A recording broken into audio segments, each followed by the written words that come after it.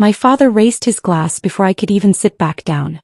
The room was still clapping for me, standing ovation, bright lights, phones held high, when he cleared his throat and smiled like the hero of the night. "This award," he said loudly, "means our family is finally secure." My smile froze. People laughed. Someone cheered. I felt my mother's hand tighten on my arm like a warning. My father kept going. "After everything we sacrificed, it's only right that her success comes back to us." The word "her" landed like a slap. I stood there holding my plaque, heart pounding so hard I could hear it over the applause. My name was on the banner behind us. My years. My work. My late nights. And somehow it was already gone. I looked out at the room, coworkers, donors, strangers, and realized I was being claimed in public. Not celebrated. Claimed. My mother nodded proudly, eyes shining. My brother leaned back in his chair, already relaxed like a bill had just been paid. I felt heat rush to my face. Bigger. Something close to grief. This was my achievement dinner. And I had just been turned into a family resource. I sat down slowly, my hands shaking around the stem of my glass. I wanted to scream. Dad, I smiled. Years of training had taught me how. My father leaned closer and whispered, "We'll discuss numbers tomorrow." Numbers. Like my life was a spreadsheet. I nodded because that's what I've always done. The good daughter. The reliable one. The one who didn't make scenes. Inside something cracked. As dessert arrived, people congratulated him. Told him how proud he must be. He soaked it in like sunlight. My mother laughed too loudly. My brother avoided my eyes. No one asked how I felt. I stared at the cake I couldn't eat and thought, this is happening. This is real. Later, alone in the bathroom, I locked the door and gripped the sink. My reflection looked calm. My chest burned. I was 35 years old. I had built my career from nothing. Student loans. Night shifts. Years of being overlooked. And in one speech my parents had erased me. When I walked back into the room, the applause had faded. But the damage hadn't.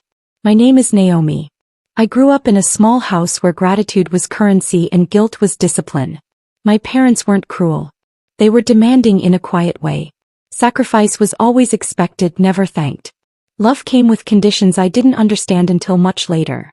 When I got into college, my mother said, "Don't forget where you came from." I never did. I paid my own way. I worked 2 jobs.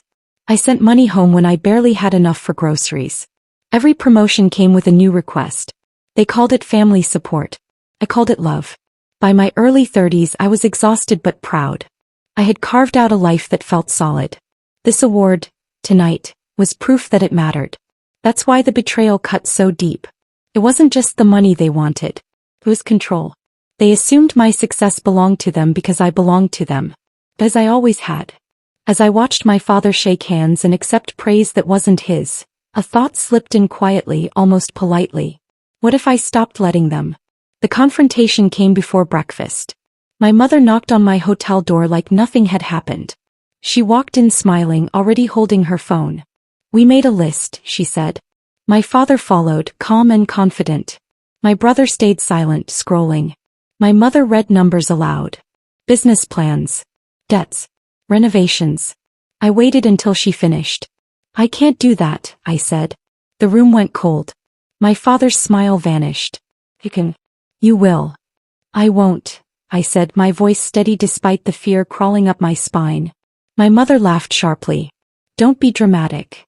"This is my money," I said. "My future." My father stepped closer. "Everything you are is because of us." I met his eyes. "And everything I have I earned." The silence that followed was heavy and dangerous. My mother's face hardened. "Then don't expect us to support you anymore." I almost laughed. Support? From people who only showed up to collect? I nodded once. "That's fine." I walked out before they could say another word. My hands were shaking. But I felt free. The punishment was swift. Calls stopped. Messages went unanswered. Group chats went quiet. When my brother finally texted, it was one line. "You've changed." I stared at it, then deleted the thread. At work, life went on. Meetings. Deadlines. Smiles. No one knew my family had just disowned me emotionally. At night, guilt tried to crawl back in. Years of conditioning don't disappear overnight. But something else grew stronger. Clarity. I reviewed my finances, locked accounts, updated beneficiaries, quietly met with a financial advisor, someone my parents didn't know. I didn't announce anything. I didn't argue. I stepped back. And in that space I noticed something important. Without my money their lives stalled. Bills piled up. Plans froze. Tension cracked through the family like dry wood. They thought silence would break me. They didn't realize I was finally listening to myself. And for the first time I wasn't planning how to survive them. I was planning how to outgrow them. Silence from my parents lasted exactly 9 days. On the 10th my mother showed up at my apartment. No call. No warning. I opened the door and found her standing there with a tight smile and folded arms, like she was the one offended. "You look tired," she said, stepping past me. I closed the door slowly. "What do you want?" She walked around my living room, eyes scanning like she was measuring value. "Your father is stressed," she said. "You know how this affects his blood pressure." There was the guilt switch. I leaned against the counter and crossed my arms. "What do you need?" She sighed dramatically. "Just temporary help. Until things stabilize." "How much?" I asked. She named a smaller number this time. Meant to sound reasonable. I shook my head. "No." Her eyes snapped to mine. "You don't mean that." "I do." Her voice sharpened. "Do you want to be the reason this family falls apart?"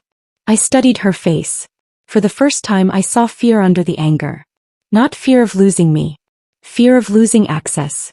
"That's not my responsibility," I said quietly. She stared at me like she didn't recognize me anymore. Neither did I. And I liked this version better. The smear campaign started the week after. An aunt I barely spoke to posted online about children who forget their roots. A cousin messaged me about humility. Old family friends stopped liking my post. My parents were rewriting the story. I let them. At work I kept my head down and my performance sharp. I asked for nothing. I documented everything. I smiled when praised and said little. Power grows best when it's quiet. One evening I ran into my brother at a grocery store. He looked thinner. Tired. "They're drowning," he said without greeting. "I know," I replied. He frowned. "You could fix this." I met his eyes. "So could they." He scoffed. "You think you're better than us now?" "No," I said. "I think I'm done being used." He stepped closer, lowering his voice. "They're taking loans. Bad ones." That caught my attention. Kept my face calm. "That's their choice." He shook his head, frustrated. "You're cold." I watched him walk away, anger trailing behind him like smoke. I wasn't cold. I was controlled.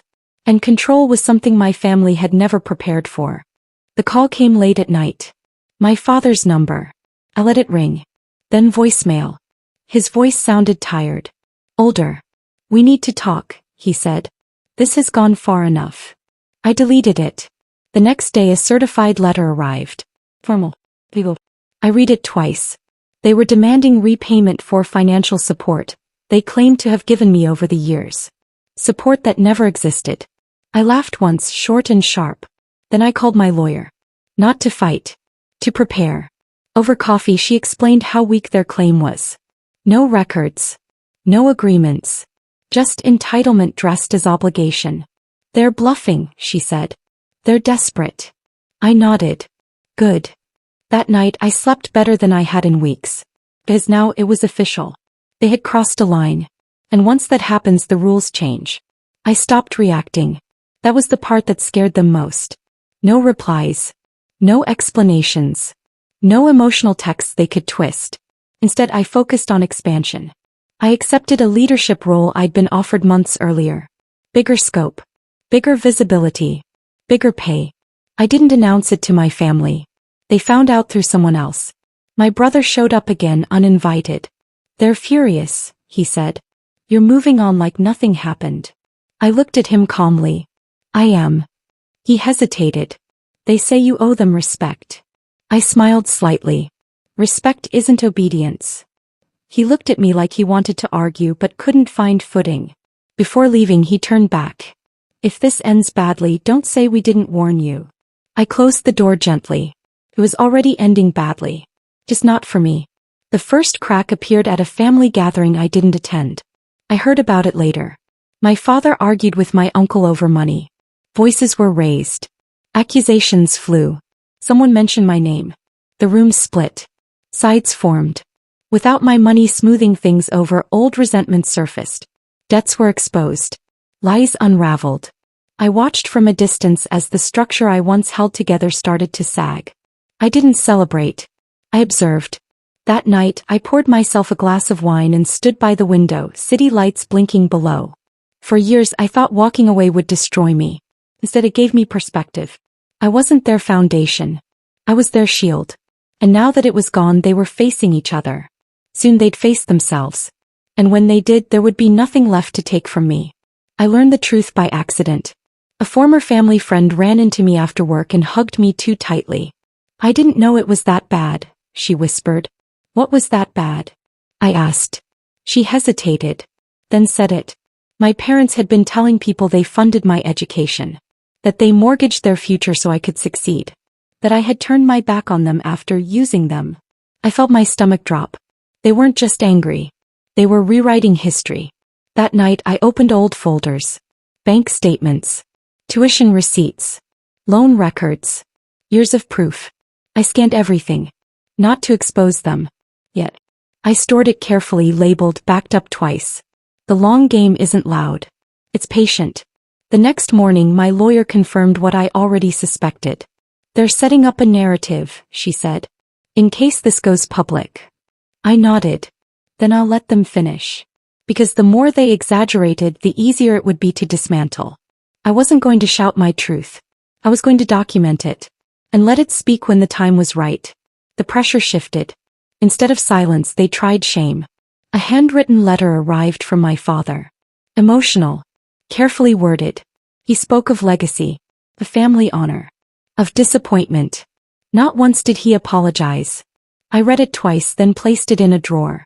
At work, my world expanded. I led projects that mattered. People listened when I spoke. My name carried weight now, earned through consistency, not guilt. One afternoon, my mother called my office. Reception transferred the call before I could stop it. Her voice was sweet. I just wanted to hear my daughter. I kept my tone neutral. What do you need? She sighed. Why are you punishing us? I almost laughed. I'm not, I said. I'm just not rescuing you. Her voice cracked. You've changed. Yes, I replied. I have. She hung up without saying goodbye. That evening my lawyer called. They're shopping for loans, she said. High interest. Risky. I stared out the window, heart steady. They were stacking consequences faster than they realized. And still they thought I'd blink first. The invitation arrived wrapped in politeness. A family mediation dinner. Neutral ground. Calm discussion. Healing. I declined. That refusal did more damage than any argument could have. Without me present, they turned on each other. My brother quit helping them financially. An uncle demanded repayment. Old favors were called in. No one wanted to be last holding the weight. I heard whispers through distant relatives. My parents blamed me for everything. And yet, behind closed doors, panic was setting in. One night, I sat alone and wondered if I should feel guilty. Then I remembered standing on that stage, my father claiming my success like a prize. The guilt evaporated. I wasn't cruel. I was precise. I wasn't destroying them. I was letting gravity do its work. And gravity doesn't negotiate. The invitation arrived wrapped in politeness. A family mediation dinner. Neutral ground. Calm discussion. Healing. I declined. That refusal did more damage than any argument could have. Without me present, they turned on each other. My brother quit helping them financially. An uncle demanded repayment. Old favors were called in. No one wanted to be last holding the weight. I heard whispers through distant relatives. My parents blamed me for everything. And yet, behind closed doors, panic was setting in. One night, I sat alone and wondered if I should feel guilty. Then I remembered standing on that stage, my father claiming my success like a prize. The guilt evaporated. I wasn't cruel. I was precise. I wasn't destroying them. I was letting gravity do its work. And gravity doesn't negotiate. The hearing date was set. Weeks away.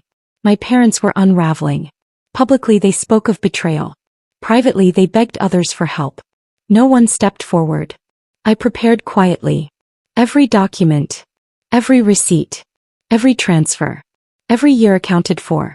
I wasn't seeking revenge. I was seeking release. The night before the preliminary hearing, I slept deeply. No fear. No doubt. For the first time, I wasn't reacting to my family. I was leading. And they were walking straight into the truth they had avoided for years. Courtroom lights felt like stadium lights. I stood quietly, files in hand, watching my parents flinch under their own narrative. Their lawyer fumbled numbers. They repeated stories I already had evidence to disprove. I felt a strange satisfaction. Years of guilt, manipulation, and quiet resentment funneled into this moment. When the judge asked for documentation, I handed over precise records. Tuition, loan repayments, deposits. Every penny I'd earned, every dollar I'd contributed. The judge nodded, flipping through the files with care. My father shifted in his seat. My mother's smile twitched and disappeared. I didn't gloat. I didn't smile. I simply stood tall, letting the truth speak louder than any accusation. Later, my brother whispered from the back row, "I didn't know you were that organized." "I always am," I said softly. The session ended, but the ripple had begun. They hadn't expected this. And they hadn't realized it would hurt more than embarrassment. Pride, credibility, and authority, they were all crumbling. For the first time, I felt the tension in my chest ease. Not completely, but enough to know that the story had shifted. From here on, I wouldn't just survive. I would win. Methodically. Intelligently. And they would never see it coming. After court, the subtle war began. I wasn't just defending myself. I was exposing cracks.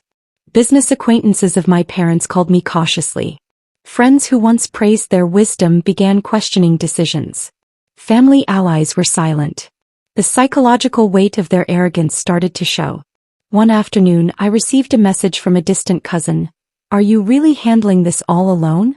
I smiled. "Alone, yes. But never powerless." That night, I arranged meetings with key financial advisors. Discreet, precise, and strategically timed. I discovered my parents had been making risky loans, over-leveraging assets, and hiding debts. By the time they realized I knew, it was already too late. I documented everything. Every meeting. Every figure. Every misstep. A blueprint of their collapse.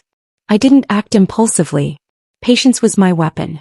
Every attempt they made to intimidate me backfired. And with each failure, they grew more reckless. I didn't speak to them. I watched. I waited. And the longer I waited, the more spectacular their unraveling became. After court, the subtle war began. I wasn't just defending myself. I was exposing cracks. Business acquaintances of my parents called me cautiously. Friends who once praised their wisdom began questioning decisions. Family allies were silent. The psychological weight of their arrogance started to show. One afternoon, I received a message from a distant cousin. "Are you really handling this all alone?" I smiled. "Alone, yes. But never powerless." That night, I arranged meetings with key financial advisors. Discreet, precise, and strategically timed. I discovered my parents had been making risky loans, over-leveraging assets, and hiding debts. By the time they realized I knew, it was already too late. I documented everything. Every meeting. Every figure. Every misstep. A blueprint of their collapse. I didn't act impulsively. Patience was my weapon. Every attempt they made to intimidate me backfired. And with each failure, they grew more reckless. I didn't speak to them. I watched. I waited. And the longer I waited, the more spectacular their unraveling became. Public humiliation followed quietly. Friends, colleagues, and distant relatives started asking questions. Social events once dominated by their pride began to shrink. Invitations dwindled. They were exposed, not violently, not publicly, but in ways that hurt far more. Reputation, influence, credibility. My mother called one evening. Her voice cracked, attempting sweetness. "We need to talk." I didn't answer. She called again. Texts followed. Each one more desperate. I deleted them all. I didn't gloat. I simply let it continue. Every failed attempt to manipulate or intimidate me left them weaker. Every whisper I didn't acknowledge amplified the panic in their network. I had become untouchable because I refused to engage. And in this silence, the lesson was clear. Power isn't loud. It's methodical. It's quiet. And it's deadly when wielded correctly. By the end of the month, their empire of control had cracked. My parents argued endlessly over money. My brother stopped siding with them. Family friends distanced themselves.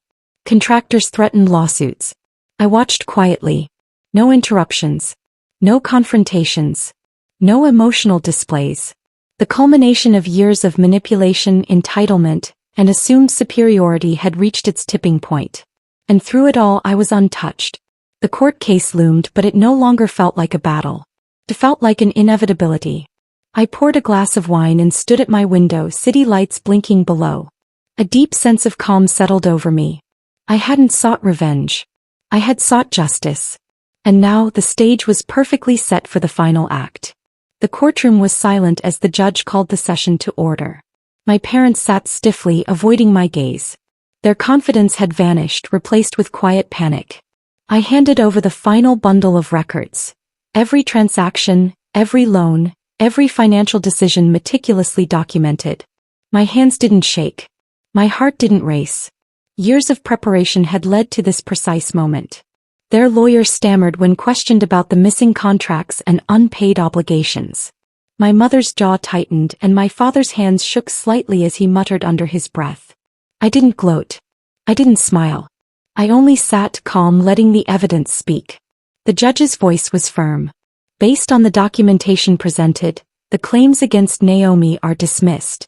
Furthermore, additional financial oversight is recommended to prevent mismanagement. It wasn't just a win. It was a complete reversal. My parents slumped back in their chairs, the weight of their own arrogance pressing down. I felt a strange mixture of relief and quiet satisfaction. For the first time in decades I was free. Not just from financial claims, but from the psychological chains that had bound me since childhood. I left the courtroom with my head high, knowing that every careful step, every patient move had led to this moment. And they had no one to blame but themselves. The fallout was immediate. Family allies who had once defended my parents now whispered, uncertain. Friends who had relied on their wisdom began distancing themselves. Contractors who had waited months for payment suddenly demanded settlements. My mother called constantly at first, then texted, then stopped entirely. Each message I ignored quietly, like water eroding stone. My father tried one last tactic, pleading, bargaining, but I didn't respond. His words, once sharp and commanding, now sounded hollow. Even my brother, who had tried to mediate, admitted privately, they overplayed their hand. The thrill wasn't in their defeat. The thrill was in the quiet realization that I didn't need to fight. They fought themselves. That evening I walked through my apartment, sunlight streaming across the living room, and allowed myself to breathe fully. For years I had been the responsible one, the caretaker, the obedient daughter. Now I was simply Naomi. Not beholden. Not obligated. Not diminished. The moral of all those years of sacrifice crystallized. Power lies in patience, planning, and knowing your own worth. And for the first time I truly felt it. Weeks later the final blow came indirectly. One of their risky investments collapsed completely. My parents had bragged about it to family friends, unaware I had quietly documented every misstep.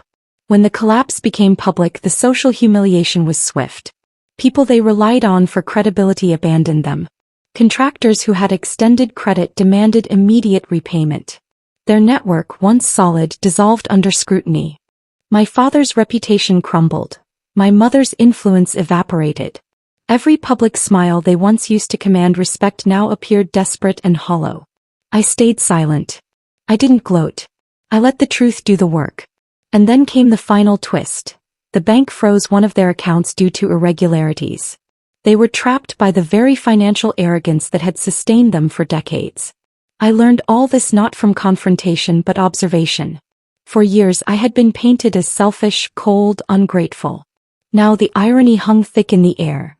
The very traits I had been accused of, clarity, caution, independence, were what protected me while they collapsed under the weight of their own greed.